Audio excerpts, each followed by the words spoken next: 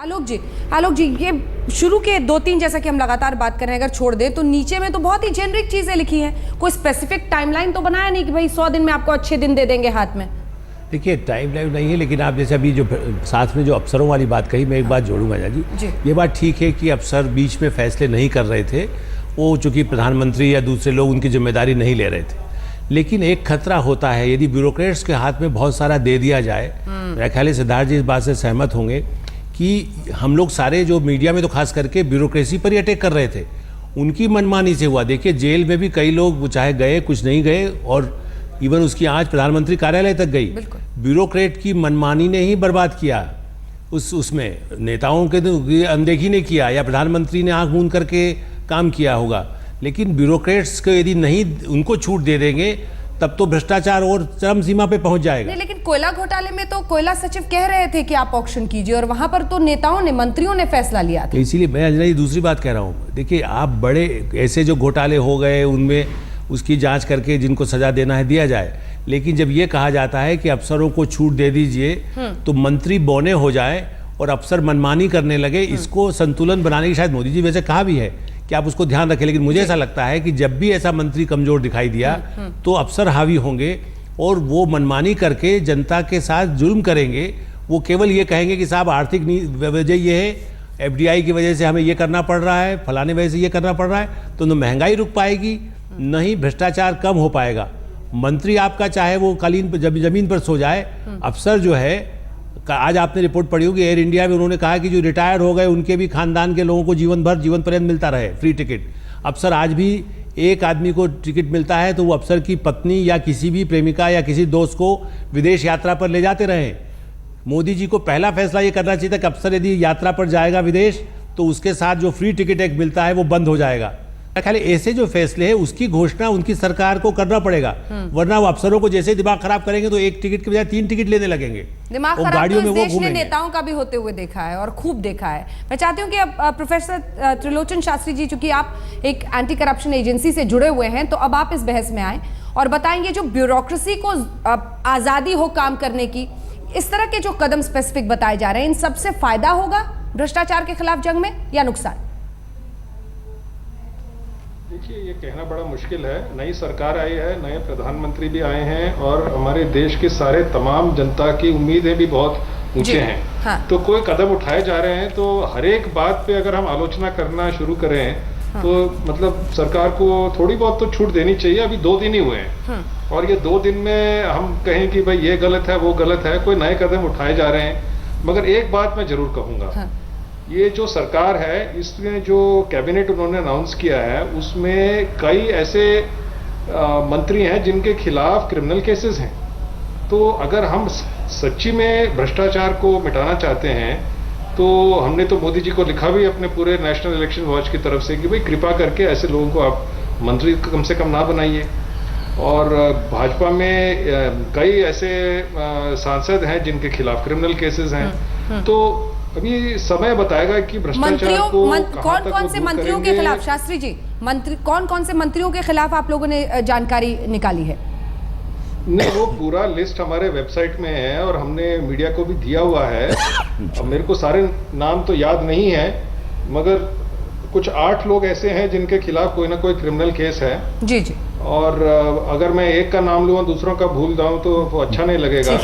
मगर बात तो यह है कि, हाँ, जब आप भ्रष्टाचार की बात कर रहे हैं और बारंबार उसी टाइप के लोगों को आप, हाँ, फिर से कैबिनेट में शामिल कर रहे हैं। आपको मैं रोक रही हूँ शास्त्री जी, मैं आपको बीच में रोक रही हूँ क्योंकि एक खबर आ रही है, फिलहाल जब तक पुष्ट नहीं होती है खबर, हम नहीं बताएंगे अपने दर्शकों को। वापस आप ही का रुख करूंगी प्रोफेसर शास्त्री। कुल मिलाकर बड़ी बात यही है कि जो ठोस कदम उठाने की बात हो रही है, ई ऑक्शन, या फिर आप अपने परिवार के लोगों को मत अपने स्टाफ में रखिए, इन सब के जरिए तो हम उम्मीद रख सकते हैं कि भ्रष्टाचार के खिलाफ कुछ पुख्ता कदम हो सकते हैं। बिल्कुल बिल्कुल, ये तो बिल्कुल अच्छी बात है, और हम तो इसका पूरा वेलकम करते हैं कि प्रधानमंत्री जी ने कहा कि अपने रिश्तेदारों को आप मत रखिए, तो अच्छी बात है, इसका तो स्वागत है। जो खबर हम अपने दर्शकों को बताना चाह रहे थे, मैं लौटूंगी शास्त्री साहब आपके पास, लेकिन इस बीच बड़ी खबर आ रही है। इम्फाल में धमाके की खबर है, एक व्यक्ति के मारे जाने की और कुछ लोगों के घायल होने की खबर है। फिलहाल तस्वीर साफ नहीं है कि ये आतंकी हमला है या फिर किन्हीं वजहों से ये ब्लास्ट हुआ है, लेकिन ब्लास्ट में 1 की मौत और 7 लोग जख्मी बताए जा रहे हैं। इम्फाल में, मणिपुर में यह हुआ है ब्लास्ट, जिसमें 1 की मौत और 7 जख्मी। फिलहाल आईईडी धमाका इसे बताया जा रहा है। किन वजहों से हुआ, कितने बड़े पैमाने पर नुकसान हुआ है, धीरे धीरे ही पूरी खबर आ पाएगी। लेकिन इस बीच हम आपको बता दें, मणिपुर में इम्फाल में ब्लास्ट की यह खबर आ रही है, 1 व्यक्ति के मारे जाने की और 7 लोगों के जख्मी होने की।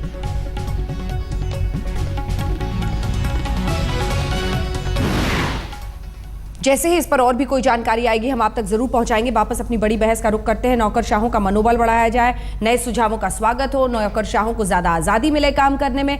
राशिद लल्वी जी, ये आप बार बार कह रहे हैं कि यूपीए से कंपेयर मत कीजिए, तुलना नहीं करना चाहता हूं, लेकिन अभी जो जनता है वो वहीं से एक तरह से ग्राफ बनाकर और शुरू करेगी आगे मामला ले जाना। क्या वाकई नौकरशाही के साथ जैसा हुआ, कई सारे ऐसे नौकरशाह बाद में आए जिन्होंने बताया कि भैया फैसले 7 RCR में नहीं 10 जनपद में लिए जाते थे और आपकी पार्टी ने उन पर प्रहार किया, उन सब के मद्देनजर इस तरह के कदम किस तरह से आंकते हैं आप? एक राजनीतिज्ञ के रूप में भी बोलिएगा। देखिए, मैं कहूँगा कि इस तरीके की बात करना आज बिल्कुल उचित नहीं है और बेबुनियाद बातें पे बहस की जाए ये तो और भी ज़्यादा दुर्भाग्यपूर्ण है। मैं यूपीए और एनडीए के बीच मुकाबले के लिए आपके पास नहीं बैठा हूँ। अभी 72 घंटे हुए हैं नरेंद्र, 72 घंटे भी नहीं हुए, 6 बजेंगे तब 72 घंटे होंगे नरेंद्र मोदी जी को प्रधानमंत्री बनने के लिए। तो इस 72 घंटे में अचीवमेंट्स का कोई सवाल नहीं उठता है। मैं फिर यही कहूँगा कि हमारी जो भी गलतियां रही हैं उसी का ये नतीजा है कि एनडीए आया है। हम अपनी गलतियों को देखेंगे और सुधारेंगे।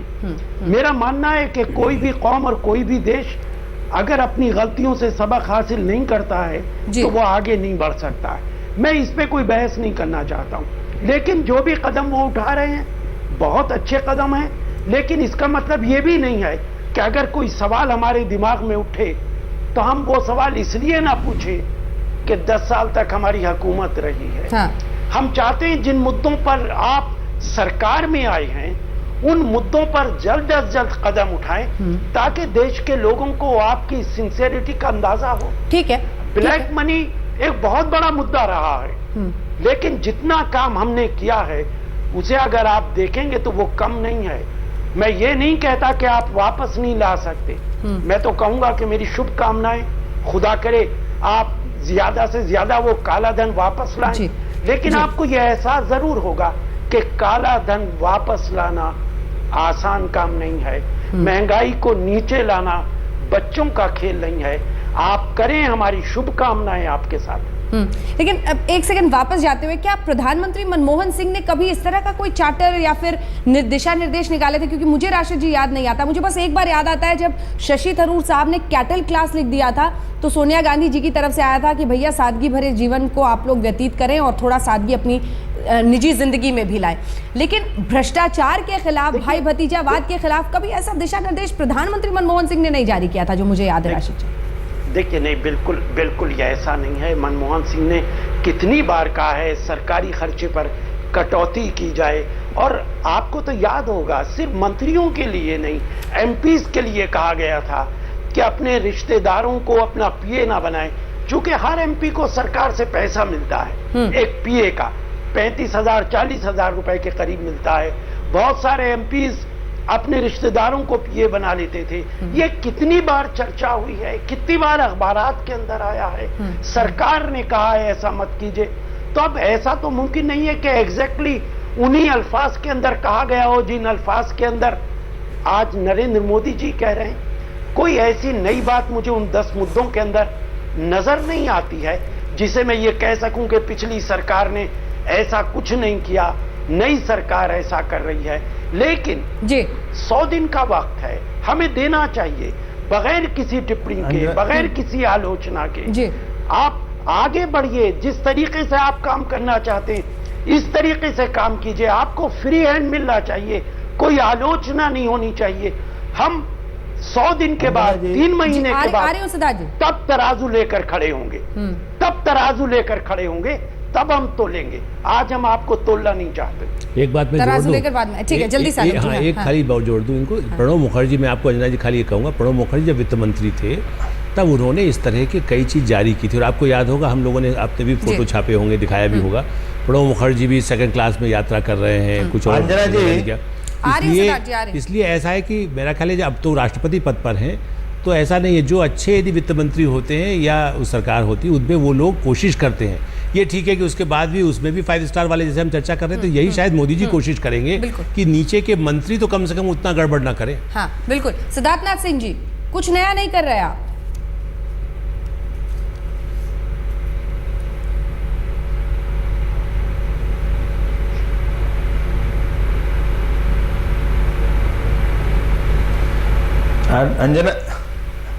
अंजना जी, हम लोग तो पहले तो मैं रशीद भाई को ये कहूंगा कि वो कुछ भी नहीं कहना चाहते, मैं कहते सब कुछ हैं अपने पूरे उसमें, आलोचना करना नहीं चाहते, मगर जब भी अपने हिसाब से कह देते हैं। इनके पास 10 साल का समय था, मगर हमसे वो 72 घंटे में खुद नहीं बोलने में, देश की जनता चाहती है इसलिए बताना आवश्यक है, तो घुमा फिरा के वो सब चीज कह जाते हैं। मगर रशीद भाई, थोड़ा सा 72 घंटे ही हुए हैं, कम से कम हमने कदम तो अच्छे रखे हैं।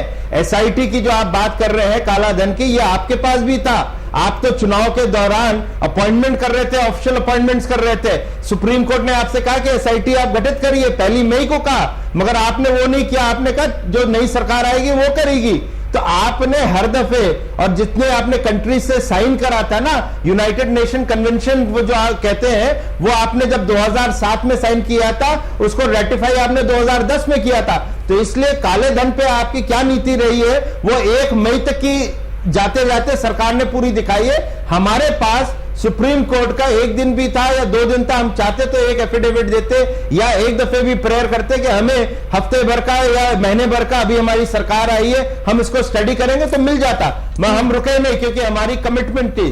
तो जो हमारी कमिटमेंट, हम उसको पूरा कर रहे हैं। जो चीजें आपकी सरकार को करनी चाहिए थी, साधारण चीजें करनी चाहिए थी सुशासन के ऊपर, वो नहीं हुई। उसको आज हम अपने 10 पॉइंट में कह रहे हैं, और उस पर हम किस प्रकार से लागू करेंगे ये समय बताएगा। मगर जो एक ट्रैक रिकॉर्ड हमारा है, वो हम पूरा करेंगे। उस ट्रैक रिकॉर्ड के आधार पर ये 10 चीजों पे सभी लोग कायम रहेंगे, और देश को जो हमने वादा किया उसको हम पूरा करेंगे। और मैं कृपा करके यही कहूंगा कि आपके तरह बाकी भी कांग्रेस के सभी प्रवक्ता हो और नेता हो जो कि मोहलत देना चाहते हैं एक नई सरकार को, और उसका हम फिर स्वागत भी करेंगे। राशिद अलवी जी। जी, तो ये जो आप लोग कह रहे हैं ना, ब्यूरोक्रेसी को छूट दी जा रही है, ये नहीं है। ब्यूरोक्रेसी का जो मनोबल है बहुत गिरा हुआ है अंजना जी। उनका मनोबल और उनको विश्वास रहे इस सरकार में, उतना कर रहे हैं। मॉनिटरिंग जो रहेगी, प्रधानमंत्री स्वयं कह चुके हैं कि मैं अलग से सेक्रेटरी से मिलूंगा भी और उनसे जायजा भी लूंगा, और मंत्रियों या कैबिनेट की बैठकें भी करता रहूंगा। तो ये ना सोचे कि ब्यूरोक्रेसी को वो खुली छूट दे रहे हैं, वो खाली उनके मनोबल की बात कर रहे हैं जो पिछले सरकार में गिर गया था। राशिद जी, ठीक है, ठीक है। राशिद जी, क्यों मनोबल गिर गया?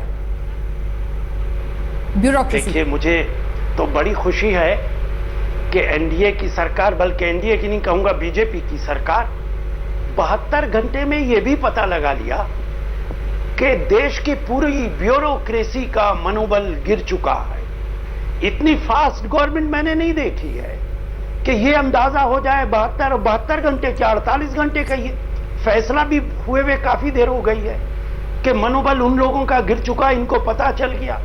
देखिए, जो बात मैं कहना नहीं चाहता था वो आप मुझसे कहलाए दे रही हैं। नरेंद्र मोदी जी का काम करने का अंदाज बहुत अलहदा है। वो नेताओं के जरिए काम ही नहीं करते, वो काम ही ब्यूरोक्रेसी के जरिए करते हैं। नेताओं को तो वो एक तरफ बिठा देते हैं। मैं तो बहुत बार आपके चैनल पे चुनाव से पहले ये बात कह चुका हूं, मैं आज दोहराना नहीं चाहता था ये बात, लेकिन अब सवाल कर रही हैं तो मुझे कहना पड़ेगा। ये जितने नेता हैं, इनके जिम्मे कोई काम नहीं रहेगा। काम तो सारा ब्यूरोक्रेसी को और नरेंद्र मोदी जी को करना, वो अच्छा काम हो कि बुरा काम हो। क्या ये मुमकिन है कि 48 घंटे में ये पता चल जाए कि ब्यूरोक्रेसी का मनोबल खत्म हो गया है? उन्होंने एक मैसेज दिया है ब्यूरोक्रेसी को कि काम आपको करना है और काम मुझे कराना है। ये मैसेज सारे देश के अंदर सारी ब्यूरोक्रेसी को चला गया है और वो ब्यूरोक्रेसी को अपने हिसाब से अपॉइंट करेंगे। अब आप देखिए, एक प्रिंसिपल सेक्रेटरी उन्हें बनाना था, मैं इस पे भी टिप्पणी नहीं करना चाहता था, उन्होंने कानून को बदल के ऑर्डिनेंस को हटा के एक आदमी को लेकर आए। मुझे इसमें कोई एतराज नहीं है, लेकिन एक शक, एक शुबा पैदा होता है, क्या एक आदमी इतना इंपॉर्टेंट है जी, जिसके लिए कानून बदल दिया जाए? क्या दूसरा कोई ब्यूरोक्रेट नहीं था जिसके साथ मिलके काम किया जा सके? अच्छी बात है, अगर उनके साथ ही मिलके आप अच्छे काम करते हैं, बहुत अच्छी बात है, लेकिन एक शक और शुबा तो पैदा कर ही दिया आपने।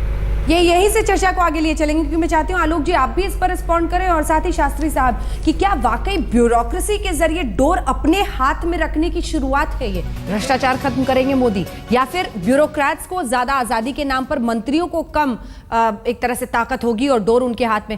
आलोक जी जल्दी से आपसे और शास्त्री साहब दोनों से इस पर रिएक्शन। क्या ईमानदारी की डगर पर मंत्री चले, ये है लक्ष्य, या फिर ये कि डोर हाथ में रहे? देखिए, डोर तो मोदी जी के हाथ में रहेगी, और मैं मानता हूँ कि प्रधानमंत्री यदि ताकतवर हो, वो मनमोहन सिंह की तरह से ऐसा नहीं हो, बिल्कुल ढीले ढाले हो, फैसले खुद भी नहीं करें, तो मंत्रियों पर भी कमान रहे। बस उम्मीद ये करेंगे कि अफसरों को भी मनमानी से पूरा उनको नियंत्रण करना होगा, क्योंकि इतनी बड़ी देश है, इतना बड़ा सरकार है, उसमें हर मंत्रालय के सेक्रेटरी को या सचिव को, संयुक्त सचिव को कंट्रोल करना मोदी जी के लिए, गुजरात छोटा राज्य था, वहाँ संभव था, वहाँ गुजरात मॉडल देश में लगाना। यहाँ कुछ मंत्रियों को भी और ज़्यादा प्रभावशाली बनाने के लिए उनको उन सबको तैयार करने की शायद प्रक्रिया वो शुरू कर रहे हैं, तो हम उनको शुभकामना देना चाहिए कि मंत्री भी ताकतवर बने। शास्त्री जी।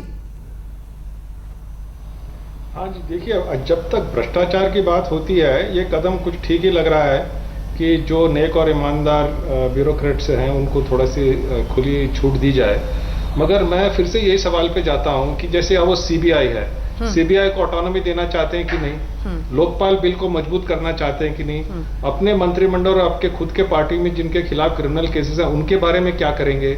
तो कुछ हद तक ये कदम सही है, और मेरे ख्याल से अभी तो 72 घंटे भी नहीं हुए हैं, तो हर एक बात पे टिप्पणी और आलोचना देना भी शायद ठीक नहीं है। समय है, समय बताएगा कि ये सब क्या होगा, और हम सब बड़ी उत्सुकता से देखना चाहते हैं कि भाई ये सरकार हमारे देश के लिए क्या करती है। वक्त हमें इतने की इजाजत देता है, भाजपा और कांग्रेस की बात वक्त हमें इतने की इजाजत देता है। बहुत बहुत शुक्रिया आपका राशिद अलवी जी, सिद्धार्थनाथ सिंह साहब, आलोक मेहता जी, और साथ ही प्रोफेसर शास्त्री। कुल मिलाकर निर्देश ही नहीं, निर्देश के आगे नियत की भी दरकार है, और देश इंतजार कर रहा है अच्छे दिनों का। 100 दिन के अंदर भ्रष्टाचार खत्म होगा क्या, कह रहे हैं नरेंद्र मोदी। आप देखते रहिए आज तक।